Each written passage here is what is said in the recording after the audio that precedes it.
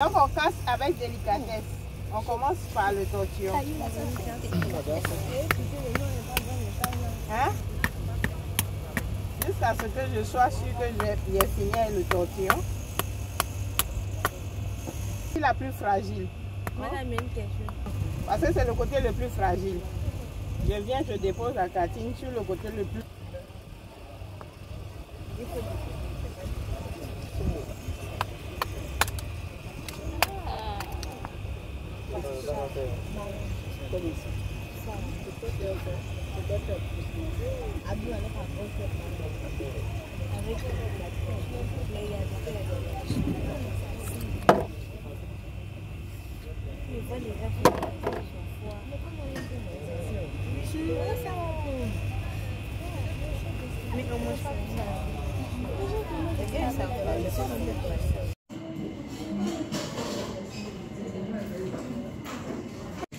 Ici, on appelle ça comment? C'est par ici, vous voyez, c'est par ici, c'est l'anus qui est là. C'est par ici que l'escargot fait ses selles. Voilà la bouche de l'escargot. Vous voyez, quand je le touche, il fait rentrer. Donc, l'escargot, après extirpation, est vivant. Voilà sa bouche, il y a ses dents à l'intérieur. Et donc, c'est au niveau d'ici qu'on va faire l'ouverture pour pouvoir ouvrir, venir rejoindre la bouche, puisque le bulbe buccal est en bas là. Et là aussi, il y a les éléments de l'appareil reproducteur qui se retrouvent. Afin d'éviter qu'on blesse ou bien qu'on coupe un élément, on utilise la sonde cannelée. Maintenant, on a ici notre chance, c'est que l'appareil reproducteur est bien développé avec la glande à albumen qui est là. Ce que vous voyez ici, c'est l'excroissance. Normalement, avec, ils ont dit, il y a une glande hémaphrodite qui est au bout ici, avec laquelle on peut enlever. Donc, c'est collé directement à la glande albumen. Qu'est-ce qu'on va faire? On prend la paire de ciseaux. Ça glisse, donc on est obligé d'utiliser beaucoup de lotus. On fait une ouverture là.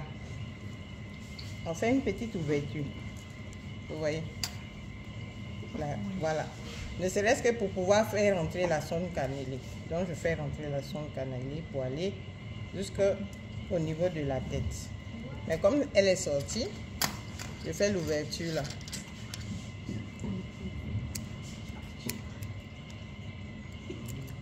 Avec la sonde cannelée, c'est sûr que tu es dans la chair. Ok? Donc je continue jusqu'à arriver ici.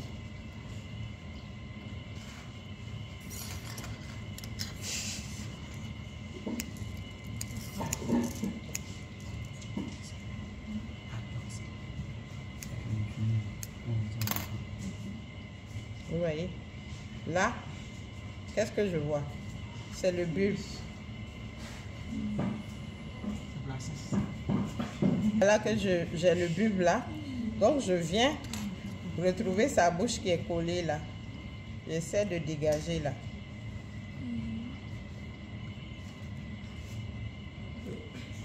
Donc actuellement le bulbe est dégagé.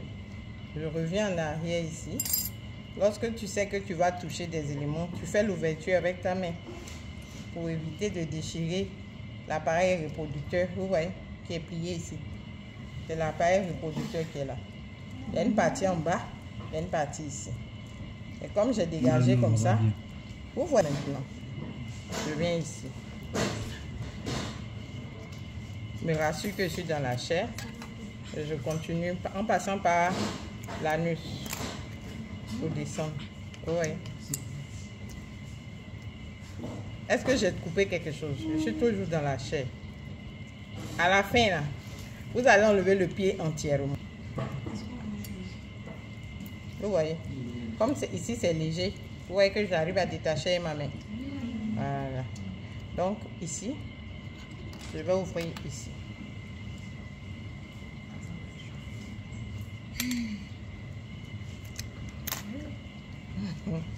Et ok, donc voilà, je vais détacher doucement les autres éléments pour être sûr. Comme ici est fragile, c'est fibreux, donc je peux détacher doucement. Le reproducteur, vous voyez qu'il se prend en masse là, donc si vous ne faites pas attention, vous risquez de le couper. Gilles qui est l'appareil reproducteur, donc lui il faut aller doucement avec lui.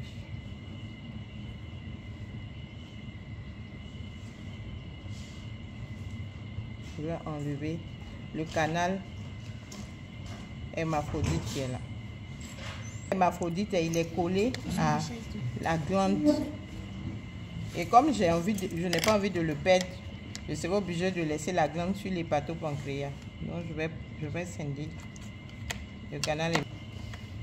Ici, je sais qu'il n'y a rien, donc je vais continuer avec mon pied. Il faut toujours te rassurer que tu es dans la chair. Il ne faut pas couper hors de la chair. C'est bon? Et quand tu es là-dedans, que tu n'es pas sûr, tu peux déchirer la chair tout doucement. Tout ce que vous voyez plié là, c'est le jabot avec les glandes salivaires. Vous voyez? Donc, le rôle fondamental, c'est de revenir ici au niveau du bulbe. Voilà. Donc, je regarde ici. Je cherche. Vous voyez, ça, c'est vraiment bizarre. Je vais dégager. Puis je viens sur le bulbe maintenant. Je dois libérer le bulbe. Dans la chair, toujours. Vous voyez, voici sa bouche que je vous ai montré au départ. Il est pratiquement fini de décoller. Il me reste de détacher cet élément fibreux là afin de libérer l'appareil reproducteur entièrement. Donc, est-ce que c'est quelque chose de vital? Non. Je coupe. La plus importante, c'est que l'orifice génital qui fait suite à l'orifice, ici c'est le côté féminin qui est là. Ici c'est le côté masculin. La jonction, c'est collé à la chair. Vous voyez ici. Donc il faut décoller. C'est à partir de là tout se joue. En fait, je l'ai coupé. Ok. Donc aujourd'hui, voilà l'appareil reproducteur mâle qui est là. Avec, j'aime bien le disposer comme ça. L'appareil reproducteur femelle. D'abord. Avec ici le canal hermaphrodite. Le canal hermaphrodite, la glande à albumène. Après la glande à albumène, on a quoi? On a l'oviducte. L'oviducte, c'est ce qui est là, clair là. Et puis quand tu tournes, tu vas voir un élément coloré. L'oviducte est clair. Un élément, ça c'est l'oviducte. Et l'élément coloré qui est ici, c'est la prostate. Vous voyez?